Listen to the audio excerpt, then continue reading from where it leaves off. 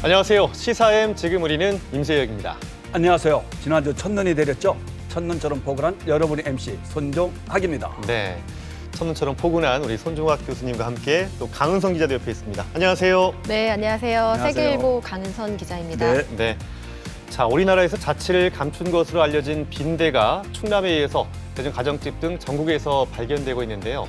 여기에서는 이제 교수님께서 좀 제일 연배가 있으시잖아요. 네. 과거에는 이제 빈대가 좀 흔했었죠. 아, 흔했죠. 예. 몸에 달고 다녔다 이런 표현이 맞는데요. 네. 실은 빈대 잡다, 초가 잠깐 태운다는 말도 있고요. 빈대부터 먹는다 이런 표현처럼 우리 실생활에 워낙 가까이 있었어요. 그런데 네. 70년대, 80년대를 거치면서 살충제가 널리 보급이 됐죠. 그러면서 우리 주변에서는 종족을 감추었던 것 같습니다. 네, 이게 거의 40여 년간 뭐 주목을 받지 못했던 해충이었기 때문에 그렇습니다. 더더욱 이제 최근 빈대 출현에 시민들의 관심이 높은 것 그렇죠. 같습니다. 이게 뭐 어떤 감염병을 옮기는 매개충이 아니지만 한 번 더 빈대에 물리면 상당히 좀 가렵다고 들었어요. 일단 많이 가렵고 예. 그다음에 또 대부분 밤에 활동을 하죠. 그러다 보니까 수면 방해까지 이루어지고 2차 피부 감염까지 이루어지면서 많은 고통을 겪고 있는 것 같습니다. 오랜만에 이제 빈대 퇴치에 대해서 이제 국민들 사이에 관심이 높거든요. 그렇습니다. SNS에서도 이제 빈대 퇴치 방법까지 올라와 있던데 질병청에서는 어떤 퇴치법을 내놓았죠? 네, 일단 빈대가 발견되면요, 직접 때려잡겠다라는 생각은 하지 마시고요. 그 방역 업체를 불러서 이제 빈대 방역을 하셔야 되고요. 그리고 이제 빈대가 그 고온에 좀 약합니다. 60도 이상에는 되게 약하기 때문에 그 빈대가 발견이 된 옷이라든지 뭐 침대 커버 시트 이런 거는 그 50도에서 60도 사이에 그 건조기에서 한 30분 정도 돌리면 다 이제 그 효과가 있다고 해요. 또 그리고 그 스팀 다림이랑 또 그 드라이 등으로 이제 빈대가 서식할 만한 가구 틈이나 벽면에 이렇게 분사를 해주면 그것도 어느 정도 방제 효과가 있다고 합니다. 네. 빨리 빈대 퇴치가 돼서 네. 건강한 생활 환경이 조성됐으면 좋겠다 하는 바람도 가져봅니다. 네, 최근의 이슈들을 강은선 기자와 하나씩 풀어보겠습니다. 첫 번째 이슈가 세수 펑크 여파 시작되나입니다. 이게 어떤 내용입니까? 네, 그 세종시가 최민호 세종시장의 그 대표 공약이었죠. 그 시내버스 요금 전면 무료화 정책을 이제 폐기했습니다. 대신에 이제 월 2만 원의 정액권을 가지고 모든 대중교통을 이용할 수 있게 이제 하는 그 세종 이응 패스를 내년 9월에 도입한다고 했는데요. 그 이유는 아무래도 이제 재정 부담이 크기 때문에 이제 전면 백지화를 이제 한 거고요. 최 시장은 지난 15일에 그 기자회견을 열고 시내버스 전면 무료화에 투입될 예산 규모와 효과를 이제 신중히 비교 검토한 결과 세종 이응패스 도입이 조금 더 이제 실효성이 있다라고 이제 판단을 했다고 합니다. 그 대신 또 이제 그 공약을 파기한 점에 대해서는 이제 시민들께 송구하다고 좀 얘기를 했고요.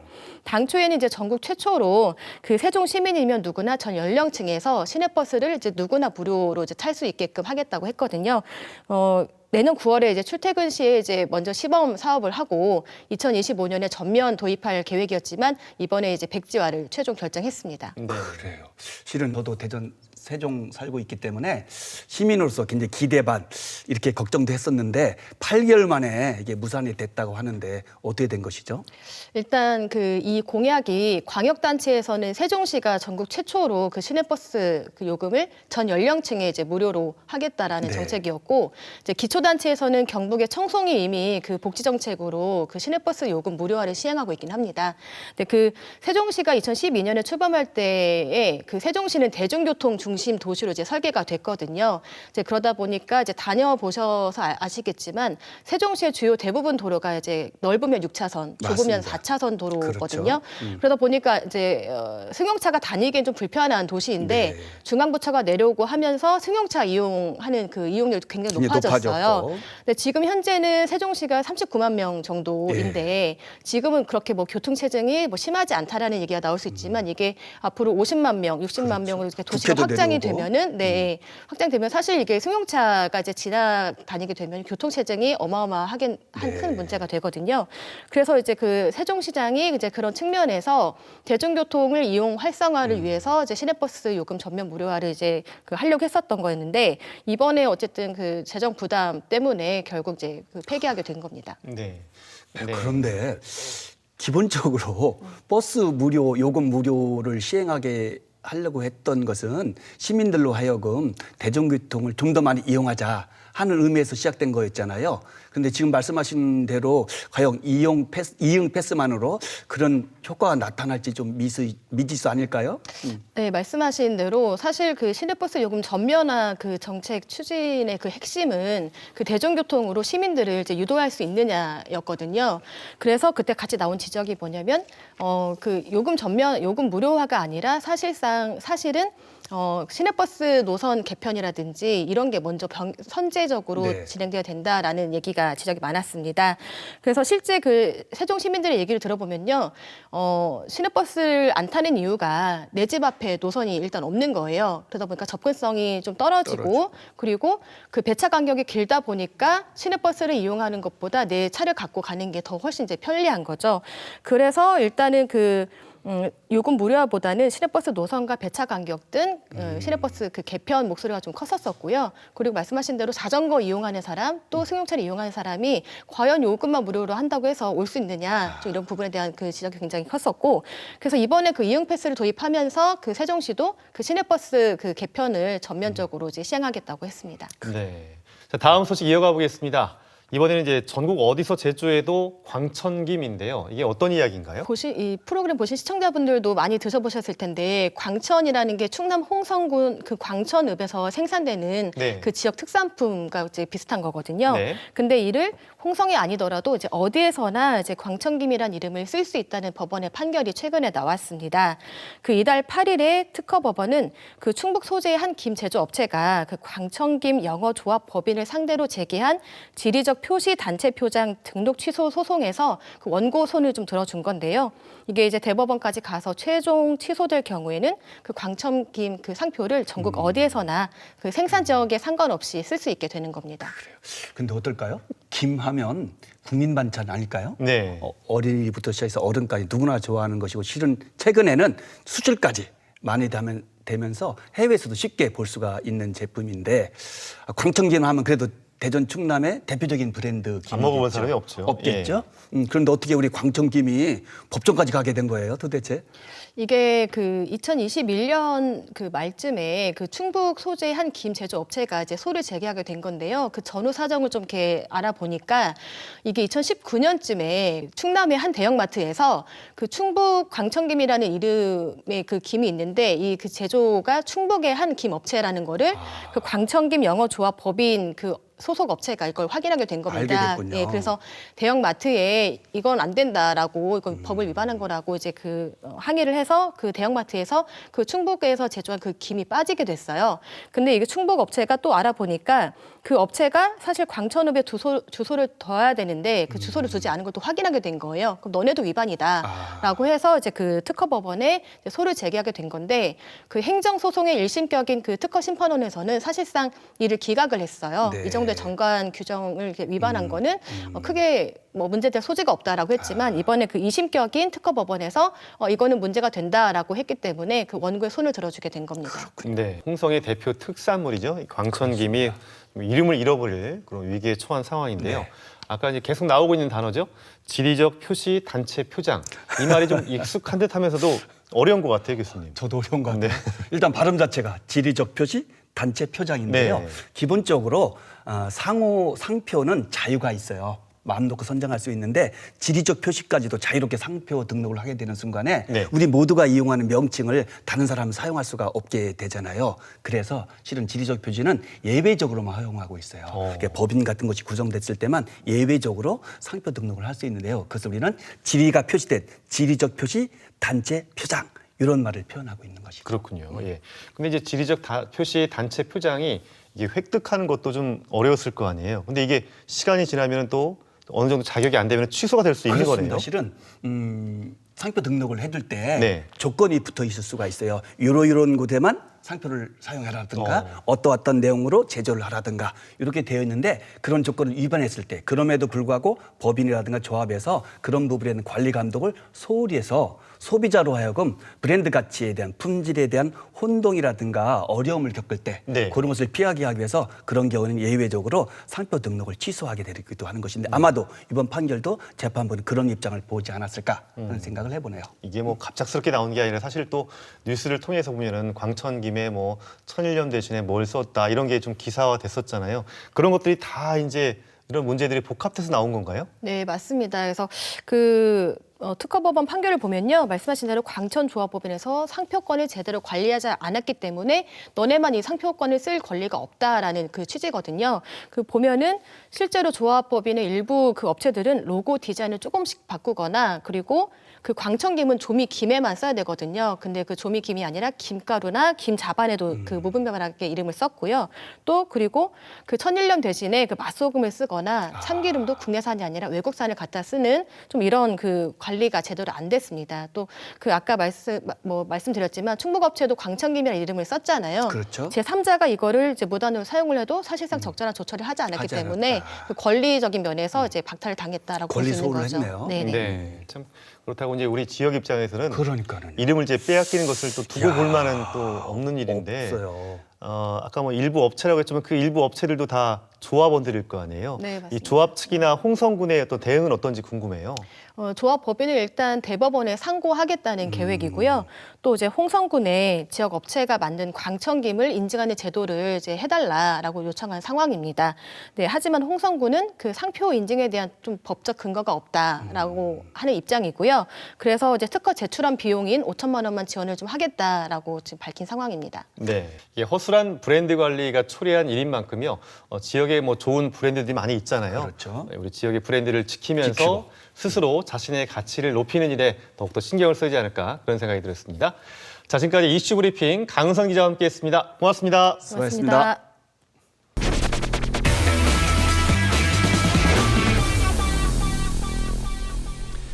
네, 계속해서 다음 시간은요. PD가 직접 심층 분석해보는 PD가 간다 시간입니다. 네. 요즘 길거리에서 흔히 맞닥뜨리는 장면들이 있죠. 바로 1인용 이동 수단이라 할 수 있는 전동 킥보드입니다. 짧은 거리를 이용하면서 굉장히 편리하고요. 또 공유 서비스를 통해서 이용이 활성화되면서 우리 일상 곳곳에 스며들고 있는 것 같습니다. 네, 이 도로에 이제 젊은이들이 이제 많이 전동 킥보드를 이용하는 모습도 볼 수가 있고요. 그렇죠. 또 이제 거리에 분들은 주차된 모습도 많이 볼 수가 있어요. 맞습니다. 예. 새로운 이동 수단이 하나가 되면서 실은 편리성이 많이 생겼죠. 네. 그러면서 우리 삶 깊숙이 들어와 있는데요. 이렇게 편리한 면도 있지만 또 한편으로 보면 눈살을 찌푸리게 하는 면도 있는 것 같습니다. 어떤 모습들이 있는지 먼저 화면으로 살펴보겠습니다. 지난 10월 대전의 한 도로에선 킥보드를 피하려던 트럭이 전복되는 아찔한 사고가 발생했습니다.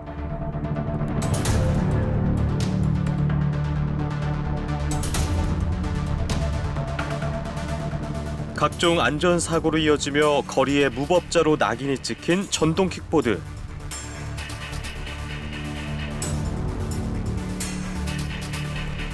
전동 킥보드에 관련된 각종 실태와 대책을 알아봅니다.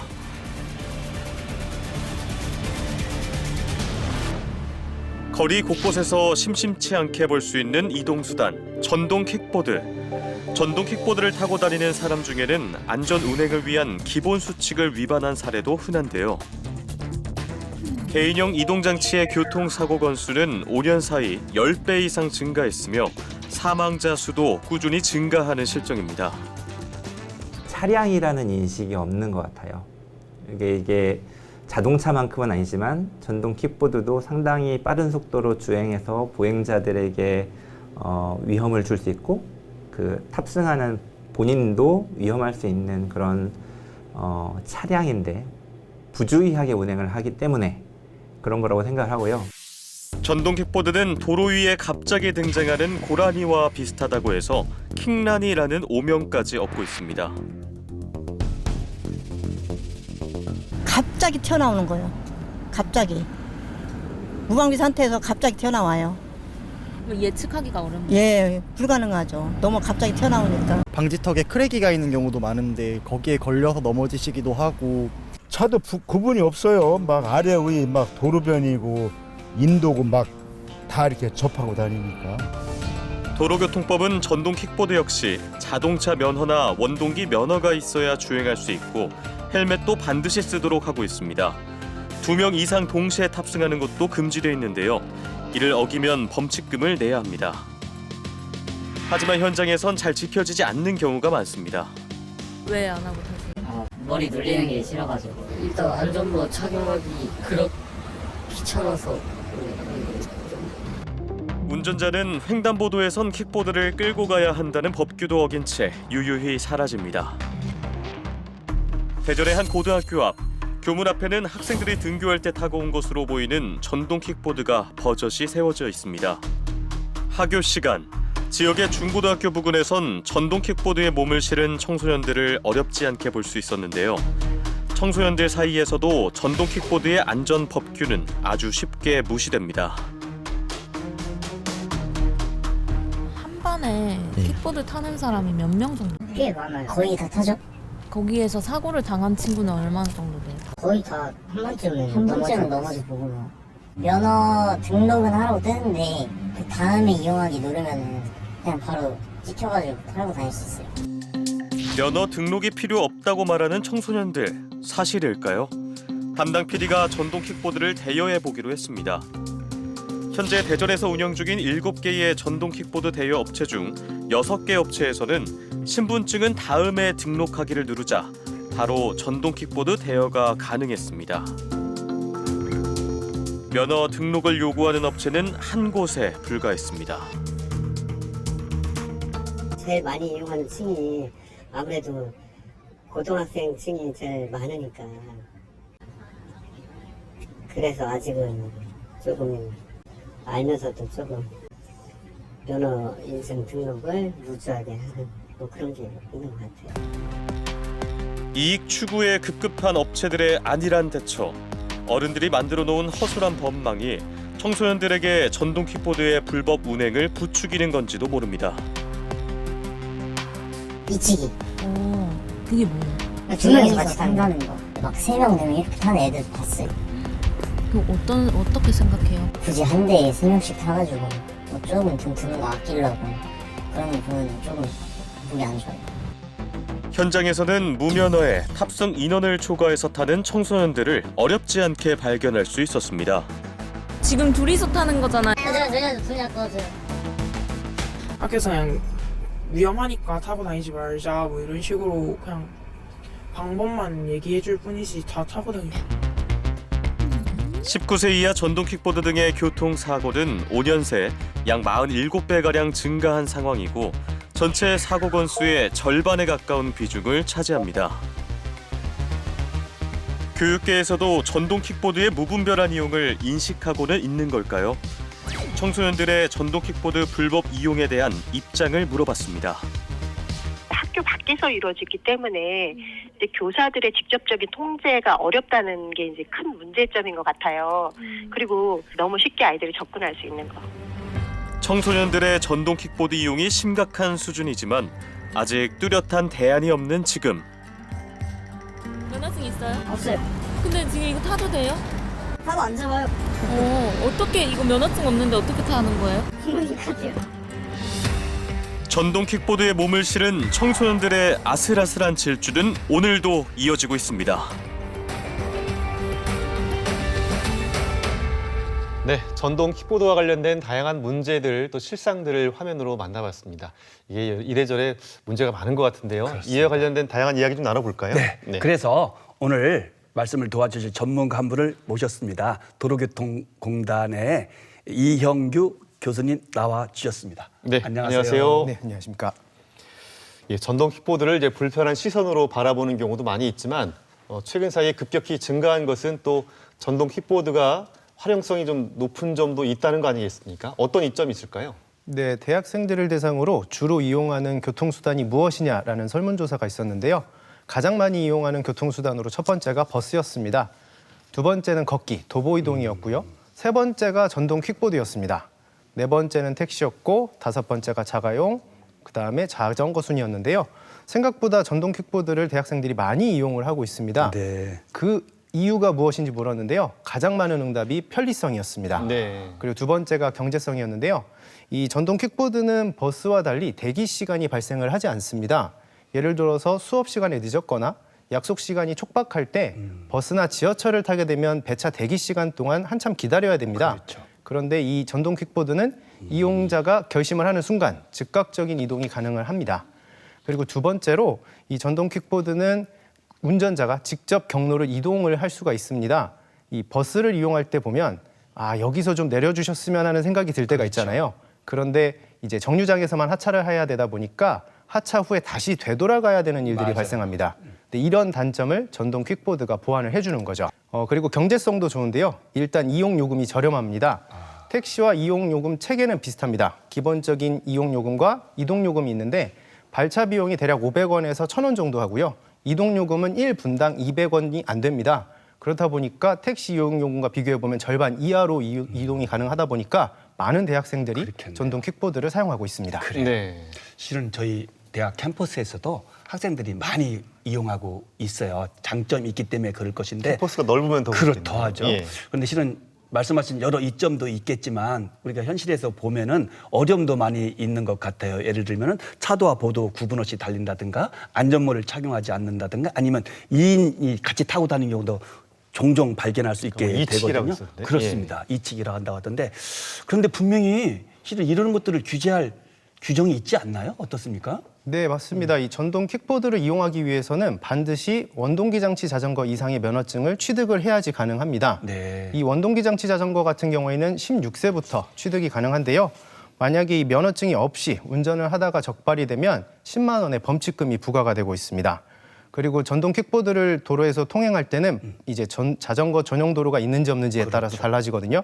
이 자전거 전용 도로가 있으면 그 자전거 도로에서 이용을 하면 됩니다. 그리고 우리나라에서는 이 자전거 도로가 여러 종류가 있습니다. 말씀드린 자전거 전용 도로, 그리고 자전거와 보행자가 같이 이동할 수 있는 자전거 보행자 겸용 도로, 그리고 자전거 전용 차로, 그리고 자전거 우선 도로가 있는데요. 이러한 공간에서는 탑승을 해서 이동을 하시면 되겠습니다. 근데 만약에 이 자전거 도로가 없는 경우에는 반드시 차도의 제일 우측 가장자리를 이용해서 이동을 해야 됩니다. 그걸 많이 헷갈리고 하는 것 같아요. 네, 더불어서 역주행을 해서는 안 된다는 것도 기억을 좀 해주셔야 되고요. 네. 가장 중요한 건 흔히 인도라고 부르는 이 보도에서는 전동 킥보드를 타고 이동해서는 안 된다는 것을 명심해 주셔야 됩니다. 네. 예전에 이제 저 어렸을 때 뭐 1970년대, 80년대 초만 해도 왜 친척들이나 동네 아저씨들이 보면은 자전거 타고 오셨다가 맞습니다. 술 거하게 드시고 막걸리 한잔 또 드시고. 자전거 타고 또 네, 돌아가시잖아요. 그런 시대가 있었죠. 전동 킥보드도 이게 음주운전의 처벌 대상이 된다 이런 얘기를 언뜻 들은 것 같은데요. 어떻습니까? 네, 맞습니다. 도로교통법 44조를 보면 누구든지 술에 취한 상태에서 자동차 등 노면전차, 자전거를 운전해서는 안 된다고 되어 있습니다. 우리가 지금 얘기하고 있는 이 전동 킥보드는 자동차 등에 속하기 때문에 음주운전에 역시 포함이 되는 겁니다. 결론부터 말씀드리면 술을 마신 상태에서 전동 킥보드를 운전하면 문제가 된다는 거죠. 음주운전에 대해서 간단하게 설명을 드리면 혈중 알코올 농도 0.03%에서 0.08%의 사이가 나오면 운전면허가 정지 처분이 될 수 있습니다. 그리고 0.08% 이상부터는 면허가 취소가 되는데 역시 전동 킥보드를 술을 마신 상태에서 혈중 알코올 농도가 정지 수준이 나오면 운전면허가 정지가 되고요. 취소 수준이 나오면 운전면허가 역시 취소가 되는 걸 꼭 기억해 주셔야 됩니다. 그리고 생각보다 이 음주운전으로 적발되는 분들이 저희 공단에 교육받으러 많이 오십니다. 네. 실제 사례자분의 사례를 살짝만 말씀을 드리면 그 친구들하고 술자리에서 소주를 한 병 정도 드시고 이제 집으로 가는 길이었습니다. 원래는 택시를 타시려고 했는데 택시가 잡히지도 않고 주변에 보이질 않아서 집이 멀지 않으니까 그냥 걸어가기로 결정을 하셨대요. 네. 그렇게 가다가 전동 킥보드를 본 겁니다.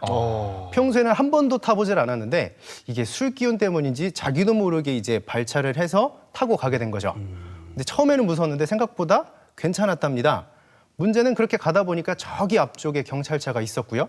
자신은 면허증이 있으니까 전혀 문제가 될 거라고 생각하지 않고 타고 가는데 경찰관께서 잠깐 오라고 부르더랍니다.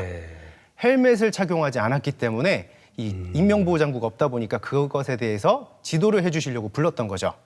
그런데 이렇게 얘기를 하다 보니까 혹시 술 드셨나라고 이렇게 여쭤봤고요. 네. 음주 측정을 한 결과 혈중 알코올 농도가 0.06%가 나오면서 면허 정지 처분을 받았습니다. 전혀 의도하지 않은 결과가 발생했네요. 네, 그래서 범칙금이 10만 원 부과가 됐고요. 운전면허 100일 정지 처분을 받았던 사례가 있었습니다. 네. 근데 사실 이제 저희가 또 이거를 좀 고민해 볼 게 취재 과정에서 나왔듯이 이제 청소년들이 문벌하게 이제 이용하고 있다는 거 아니겠습니까? 맞습니다. 뭐 2명, 3명이 함께 타기도 한다고 하는데 뭐 청소년들이 대여를 못하게 조치를 하면 되지 이렇게 말할 수도 있지만 아까 이제 저희 그 홍지훈 PD가 직접 대여하는 과정이 화면에 나오지 않았습니까? 그렇죠. 뭐 나이도 불문이죠. 면허도 묻지 않은 업체가 상당했습니다. 그러면 이제 그렇게 빌려준 업체에 책임을 묻거나 또는 뭐 법적인 처벌을 할 수 있는 근거가 없는 건가요? 그게 좀 애매한 것 같아요. 지금 예. 말씀하신 대로 이제 무면허로 전동 킥보드를 타는 경우에 무면 운전이 될 거 아니겠습니까? 네. 그래서 이용자인 학생 같은 것은 처벌 대상이 되겠죠. 그럼에도 불구하고 실은 이 대여업체에서는 아무런 처벌 규정이 없습니다. 네. 그래서 현재 이런 부분들을 보완하기 위해서 국회 관련법이 계류 중이지만 아직은 통과가 되지 않고 있습니다. 네.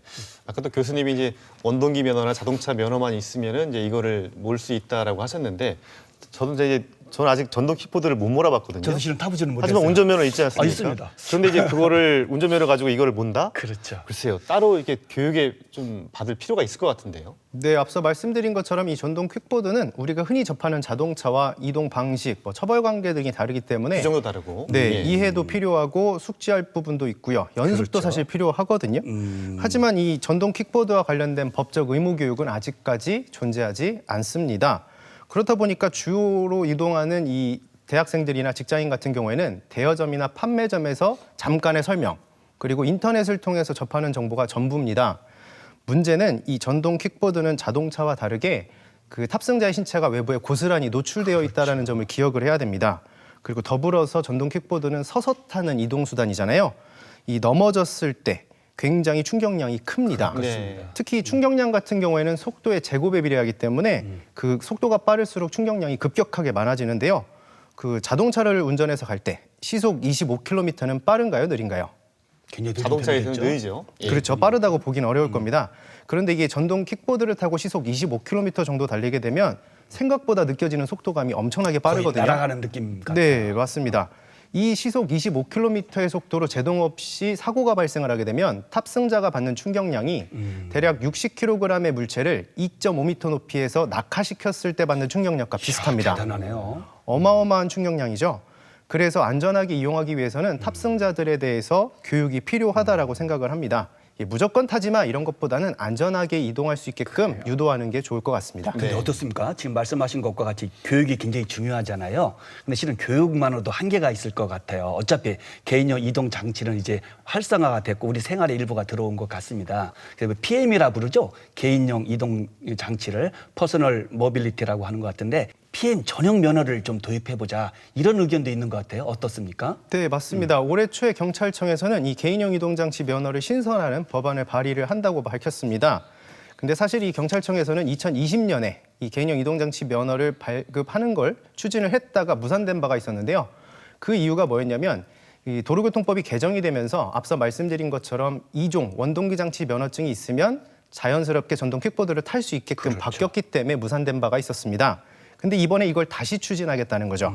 그런데 이번엔 이 개인용 이동장치 업계에서도 환영을 하고 있습니다.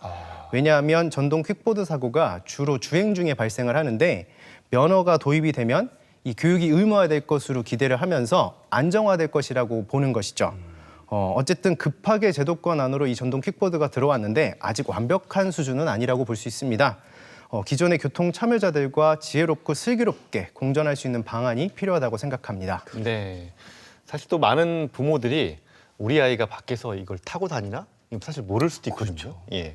사실 뭐 어떻게 밖에 나가서 타는지 모를 수가 있는데 근데 이 청소년들의 전동 킥보드 타는 문제가 우리가 함께 고민하고 또 개선해야 될 문제인데 어떤 대책이 좀 있을까요? 예, 우선 앞서 보신 것처럼 면허증에 대한 확인이 없는 이 시스템의 정비가 선제적으로 필요하다고 생각을 합니다.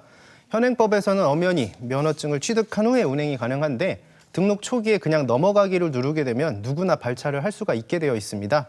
이 부분에 대한 변화가 반드시 필요할 것 같고요. 두 번째는 더 중요한 내용인데 우리 모두의 관심이 좀 필요할 것 같습니다. 그리고 학교나 가정에서의 교육도 필요하다고 생각을 합니다. 청소년을 자녀로 두신 부모님들께서 이동하시다 보면 학생들이 전동 킥보드를 타는 모습들을 흔히 보실 수 있을 겁니다. 이 학생들이 이동을 할 때 헬멧을 착용하지 않은 것은 기본이고요.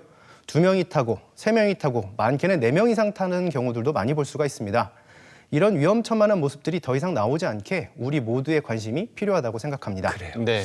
이처럼 편리한 이동수단이지만 전동 킥보드의 역사가 짧다 보니까 여러 가지 문제점도 나타나고 있는 것 같습니다. 이를 해결하려면 어떻게 해야 될지 고민을 해봤습니다. 화면으로 만나보시죠. 전동 킥보드 문제는 청소년들에게 국한된 것이 아닙니다. 전동 킥보드의 불법 주차로 인한 불편과 위험한 주행이 유발하는 사고 등 아찔한 위법 행태에 관한 사회적인 대책이 필요한 시점. 대전광역시는 최근 조례 개정을 통해 전동 킥보드 불법 주차에 대한 해결책을 내놓았습니다. 최근 개인용 이동 장치의 무단 방치로 인해서 시민들의 통행이 많이 불편하고 안전사고가 계속 증가하고 있습니다. PM에 대한 안전한 이용 환경 조성을 위해서 지난 7월에 대전광역시 개인 이동 장치 안전 및 편의 증진 조례를 개정하게 됐습니다. 대전시는 7월 조례 개정 이후 9월부터 점진적으로 조례를 시행하는 단계인데요. 불법 주차된 전동 킥보드의 견인 조치를 통해 시민들의 불편함을 해소하고자 합니다. 12월부터는 5개구 모두가 본격적으로 추진을 할 수 있을 것 같고요. 주정차를 지정구에게만 할 수 있게 하고 그다음에 무단 방치된 개인용 이동 장치는 견인을 하고 이에 따른 비용의 징수 근거를 마련하였습니다. 세종에서도 전동 킥보드와 관련된 조례를 준비하는 과정이지만 아직 확실한 답을 내지 못한 상황. 상위법의 부재에 관한 아쉬움을 토로합니다. 주차에 대한 부분은 어느 정도 이제 정립을 할 수가 있지만 이 안전에 대한 부분은 사실 누구도 사실 책임지지 않거든요. 그러니까 이 부분은 저도 좀 더 신경 쓰고 우리 본청에 있는 시청 직원분들하고 되게 열심히 노력은 하시는데 법이 없다 보니까 사실 서로 조금 민망한 부분은 있습니다. 그래서 법의 공백을 메우기 위한 노력을 추진하는 지방자치단체들. 대구광역시에서는 전동 킥보드의 위험한 질주를 막기 위해 전국 최초로 속도를 시속 20km로 제한하는 방안을 발표했습니다. 최고 속도를 하향 조정함으로써 사고를 미연에 좀 방지할 수 있고 또 보행자가 중상으로 이어질 수 있는 가능성을 낮출 수 있을 거라고 생각하고 있습니다. 우리 스스로 안전한 교통수단임을 시민들에게 알게 해드려야 이 지속 가능하게 이 산업이 발전할 수 있다는 걸 계속 좀 강조함으로써 이 속도 제한의 필요성에 대해서 공감대를 형성을 좀 할 수 있었습니다. 속도를 줄이면 더 안전해지는 걸까요? 전동 킥보드의 속도와 안전의 연관성을 실험을 통해 확인해봤습니다. 시속 20km로 달린 상황에서 전동 킥보드가 장애물과 부딪혔을 때의 충격. 이어서 현재 법적 제한 속도인 시속 25km로 달렸을 때의 충격입니다. 시속 25km에서는 킥보드가 심하게 파손되면서 속도에 따른 충격의 정도는 차이를 보였습니다. 속도에 따라 정지 거리도 차이가 나는데요. 동일 지점에서 브레이크를 잡았지만 시속 25km로 운행한 전동 킥보드는 시속 20km의 때보다 약 1.8m나 더 가서 멈췄습니다. 빨리 달리면 위험을 감지해도 피하기 어렵고 충격도 더 크다는 겁니다. 안전해진다는 건 맞지만 그러면 얼마만큼 안전해져야 된다는 것에 대한 기준은 없는 상황에서 그냥 일단은 25에서 20으로 한번 낮춰보자라는 그런 연구 결과거든요. 그래서 일부 지자체에서 이게 좀 심각한 문제다라고 생각하면 지자체에서 자체적으로 한번 추진해보는 것은 바람직하다고 생각하고요. 일괄적인 규제의 필요성 여부나 세부 항목에 대한 의견이 다를 수는 있지만 전동 킥보드의 속도 제한과 운용 방안에 대한 심도 있는 고민이 필요하다는 건 공통된 입장. 현재 단계에서 아주 중요한 부분입니다. 안전 문제의 심각성을 인지하고 양심에 따라 모범적으로 운영하는 공유 킥보드 업체도 있습니다. 시스템 구축으로 속도를 제어하고 불법 주차를 제지합니다. 자체적으로 안전모도 준비해두고 있습니다.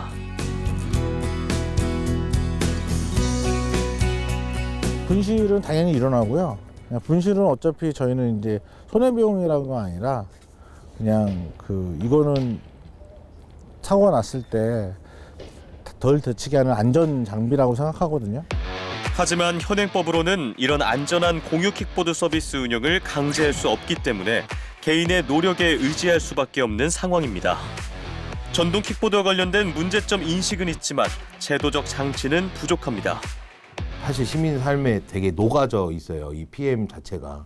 이걸 마음대로 또 퇴출하기에는 사실 문제가 있는데 이제 제도화를 해서 법 제도화를 해서 이용하시는 분들도 이용 안 하시는 분들도 서로 불편함 없이 해야 되는데 지금은 그냥 등록제, 단순한 등록제여가지고 업체들 입장에서는 그냥 킥보드 사서 깔아놓고 서비스 하지 뭐 이런 업체들도 생각도 많은 것 같아요. 시스템 구축해 놓고 그런 업체들에 한해서 허가를 해주고 그렇게 되면 되지 않을까 생각이 들거든요.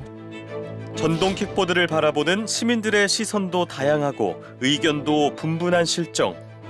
위험하다고 느낀 적이 많아. 안 타게 했으면 좋겠어. 금지. 빨리 가는 그런 목적은 있는데 그거에 대해서 이제 사고가 났을 때 더 큰 후유증이나 손해가 있잖아요.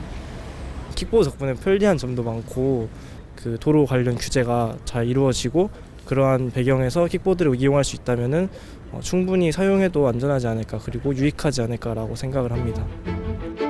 그럼에도 불구하고 전동 킥보드에 대한 안전망이 구축되지 않은 채 전동 킥보드가 무분별하게 확산되는 게 위험천만하다는 우려의 목소리만큼은 하나로 모아집니다.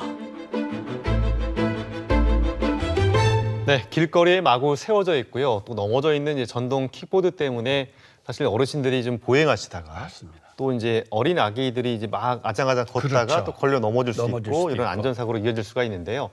대전시에서는 이제 지난 7월이었죠. 개인 이동장치에 관련된 그 조례를 개정해서 불로주정차를 근절하기 위한 발판을 마련하지 않았습니까? 맞습니다. 그런데요, 실은 취재 과정에서 약간의 아쉬움도 있어요. 화면으로 보신 것과 같이 학교 앞에 지정 주차 구역이라 하나요? 네. 그런 것이 조성되어 있다 보니까 실은 청소년들로 하여금 이용을 부추기는 면이 있는 것 같아요. 이런 부분에 대한 개선 방안 혹시 없을까요? 네, 중고등학교 교문 근처나 대학교의 단과대학 출입구 주변을 보면 전동 킥보드가 뭐 적으면 몇 대, 네. 많으면 수십 대가 서 있는 모습도 볼 수 있고 나뒹굴고 있는 모습들도 볼 수가 있거든요. 사실 중학생들의 경우에는 전동 킥보드를 이용을 할 수가 없습니다. 그리고 고등학생들도 면허를 취득하지 않았다라고 하면 전동 킥보드를 이용할 수가 없는데요. 이 주변에서 전동 킥보드를 흔하게 접하다 보니까 이런 불법한 환경이 이렇게 이용을 야기하는 게 아닌가라는 생각을 하고 있습니다. 특히 학교 출입구 경우에는 이 전동 킥보드의 주정차 문제가 어제 오늘 일은 아닙니다. 탑승자들이 이용을 끝나면 아무 곳에서나 방치하는 문제들로 인해서 이제 사고로 이어지는 경우들도 많거든요. 다른 교통 참여자들의 안전을 위해서 버스 정류장이나 택시 승강장, 지하철역 입구, 그다음에 건물의 출입구에는 통행에 방해가 될 수 있으니 전동 킥보드에 주차를 하시면 안 됩니다. 그리고 횡단보도나 보도, 그리고 소화시설 주변에서도 즉각적인 대처가 불가능할 수 있기 때문에 주차를 해서는 안 됩니다. 그럼 어디에 주차를 하면 좋을까요? 주로 보행자들의 통행에 방해가 되지 않는 주요 시설물 옆이나 자전거 거치대, 그리고 개인용 이동장치 거치구역과 같은 곳을 정하고 그 지정된 장소에 질서 있게 주차하는 의식이 필요할 것 같습니다. 시민의식이 필요할 것 같습니다. 맞습니다. 아까 화면에 나왔지만 이제 대구광역시의 경우에는 11월부터 업체와 협의를 해서 전국 최초로 속도 제한을 하향 조정했다. 아까 이제 화면에 나왔는데요. 자, 이런 이제 구체적인 내용도 궁금하고요. 우리 지역이죠. 대전, 세종, 충남 지역에서도 이런 움직임이 있는지도 궁금합니다. 네, 맞습니다. 이 전동 킥보드와 관련된 사고들이 앞서 보신 것처럼 매년 더블링해서 굉장히 급증하고 있는데요. 특히 우리나라 도로가 다른 선진국에 비해서 개인용 이동장치, 전동 킥보드가 이용하기에는 그렇게 좋은 환경은 아닙니다. 네. 이 전동 킥보드는 앞서 말씀드린 것처럼 자전거 도로를 이용을 해야 되는데요. 이 우리나라의 자전거 도로의 약 75%가 자전거 보행자 겸용 도로입니다. 네. 그래서 어쩔 수 없이 보행자들과 충돌하는 경우가 많고 이면 도로를 주행할 경우에는 주정차된 차량들로 인해서 시야 가림 사고라든지 이 전동 킥보드 단독 사고들이 많이 발생을 하고 있습니다. 그래서 많은 교통 전문기관에서는 개인용 이동장치의 최고 속도 기준을 현행 시속 25km에서 20km로 하향을 해야 된다라고 조언을 하고 있죠. 특히나 사고 위험성이 높은 야간 시간대나 자전거 보행자 겸용 도로, 그리고 노인, 어린이, 장애인 보호구역에서는 이 속도 제한을 시속 15km 이하로 해야 된다고 제언을 하고 있을 정도인데요. 우리 대전, 세종, 충남 지역도 대구시보다 사실은 먼저 속도 저감에 대한 논의가 있었습니다만 아쉽게도 무산되었습니다. 이번에 대구시에서 추진하는 만큼 우리 대전, 세종, 충남 지역에서도 관련된 논의가 있을 것으로 기대되고 있습니다. 이런 지자체의 노력들이 실은 돋보이는데요. 사실은 지자체의 노력도 노력이지만 중앙정부 차원에서의 대책이라든가 노력도 필요할 것 같아요. 어떤 것들이 있을까요? 네, 국토교통부에서는 저속 통행을 유도하고 교통사고 예방을 위해서 사람 중심 설계 지침이라는 것을 제정을 했습니다. 대표적으로 그 내용에 이제 개인용 이동장치의 안전한 통행을 위한 설계 기준이 마련이 된 건데요. 이 개인용 이동장치의 통행량이 많아서 위험한 구간은 아예 개인형 이동장치 도로를 별도로 설치를 하고요. 연석으로 차도와 보도를 물리적으로 분리를 해서 사고 위험성을 차단한다는 내용이 포함되어 있습니다.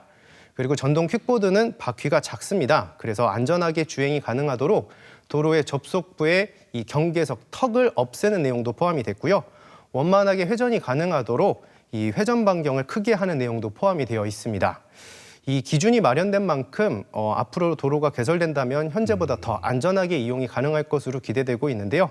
하지만 전면 개보수는 아니기 때문에 여전히 개인형 이동장치의 이용자들은 주의를 해주셔야 됩니다. 그렇겠습니다. 네. 말씀하신 이제 도로의 설계 지침은 이제 가시화되려면 좀 시간이 좀 소요될 것 같고요. 지금 당장은 이제 발의는 했지만 국회에 계류 중인 전동 킥보드와 관련된 사항들을 검토해서 통과시키는 게 효과가 더 좋지 않을까 이런 생각이 드는데 현재 움직임은 어떻습니까? 예, 관련된 여러 법률안들이 있습니다. 그 대표적으로 개인형 이동장치 편의 증진에 관한 법률안이 있는데요. 이 개인형 이동장치와 관련된 제도를 정비하고 이용자의 안전을 도모하고자 하는 내용입니다. 이 앞서 살펴본 것처럼 개인형 이동장치 관련된 사고들이 급증하고 있는데 이러한 사고의 원인이 관리 주체나 이동 방법에 대한 규정이 명확하게 규정되지 않은 것으로 보고 있는 거죠. 그래서 이 제정안에는 개인형 이동장치와 관리 주체, 그리고 이용 방법, 그리고 거치 규정이 이제 담겨 있고요. 이 대여 사업자의 생명보험의 책임 가입을 의무화하는 내용도 있고 이 이동장치에 번호판을 부착하고 무단 방치를 금지하는 의무를 부과하는 내용 등이 담겨 있습니다. 그래서 이 본 제정안이 포함된다라고 하면 이용자와 보행자의 안전은 물론이고 편의 증진도 될 것 같고요. 관련 산업의 건전한 성장이 도모돼서 앞으로 더욱더 좋아질 것으로 기대하고 있습니다. 그래요. 근데 교수님, 실은 전동 킥보드 같은 것은 해외에서도 많이 이용되고 있지 않겠습니까? 그리고 선진국에서 먼저 활용이 됐기 때문에 경험에 의한 그 제도들이 정비되어 있을 것 같아요. 이런 해외 사례를 좀 참고하면 우리들도 조금 도움이 되지 않을까요? 어떨까요? 네, 전동 킥보드와 관련된 사항은 이제 국가마다 다르긴 한데요. 먼저 독일을 살펴보면 우리나라처럼 시속 25km의 제한 속도를 20km로 낮춘 바가 있습니다. 네. 그리고 프랑스 같은 경우에는 유동인구가 많은 시내권 도로에서는 이 슬로우존이라는 걸 설정을 해서 이 공유전동 킥보드가 이 슬로우존에 진입하면 자동으로 시속 10km 이하로 서행 운전하게끔 되어 있습니다. 특히 주목할 건 그 파리의 경우에는 올해 아예 도시에서 전동 퀵보드를 퇴출시키기로 결정을 했습니다. 네, 우리도 이렇게 극단적인 방법을 선택하기에는 조금 어려울 것 같고요. 공존할 수 있는 지혜가 필요한데 주목해서 봐야 되는 건 프랑스에 있는 전동 퀵보드 업체가 실시한 연구조사 결과입니다.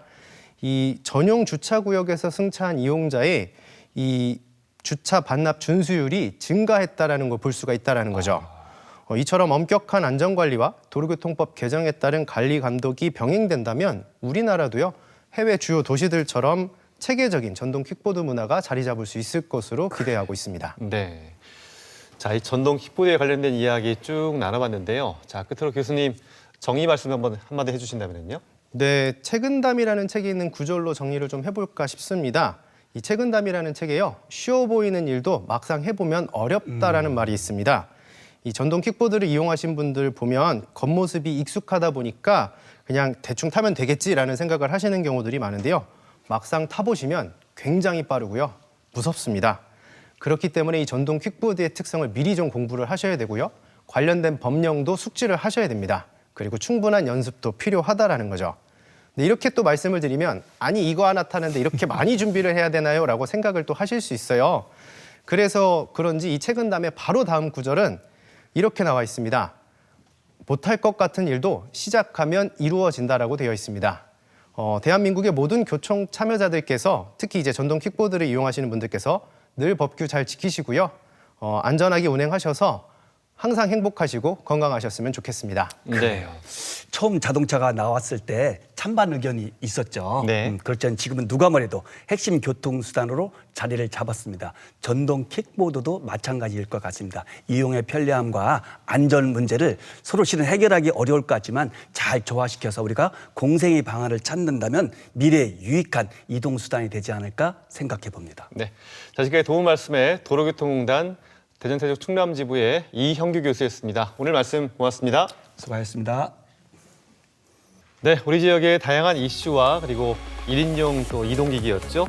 전동 킥보드의 그 이용 문제와 또 공생 방안까지 함께 살펴봤습니다. 교수님 오늘 어떻게 보셨습니까? 다 재미있게 봤지만은 마지막에 했던 우리 전동 킥보드 문제 실은 안전과 이용 편리가 잘 조화됐으면 좋겠다는 말은 다시 한번 전해주고 싶습니다. 네.